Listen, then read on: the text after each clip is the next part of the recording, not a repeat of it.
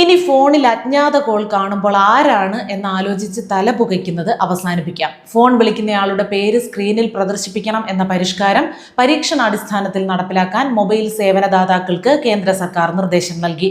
ഏതെങ്കിലും ഒരു സർക്കിളിൽ ഒരാഴ്ചയ്ക്കുള്ളിൽ തന്നെ പരീക്ഷണം ആരംഭിക്കണം എന്നാണ് ഡിപ്പാർട്ട്മെന്റ് ഓഫ് ടെലികോമിന്റെ ഉത്തരവിൽ പറയുന്നത്.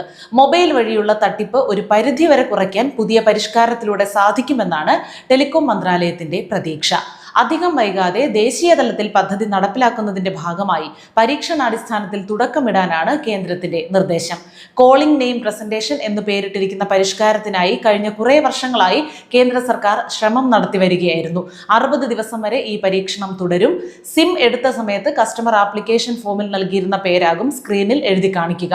രാജ്യത്തെ 4G നെറ്റ്വർക്കുകളിലും പുതിയ നെറ്റ്വർക്കുകളിലുമാകും തുടക്കത്തിൽ ഈ സൗകര്യം ഉണ്ടാകുക. ആദ്യഘട്ടത്തിൽ 2G ഫോൺ ഉപയോഗിക്കുന്നവരെ ഒഴിവാക്കിയിട്ടുണ്ട്. ടെക്നിക്കൽ ബുദ്ധിമുട്ട് കാരണമാണ് ഇത്. അടുത്ത ഘട്ടത്തിൽ 2G സിം ഉപയോഗിക്കുന്നവർക്കും സേവനം ലഭ്യമാക്കാനാണ് നീക്കം.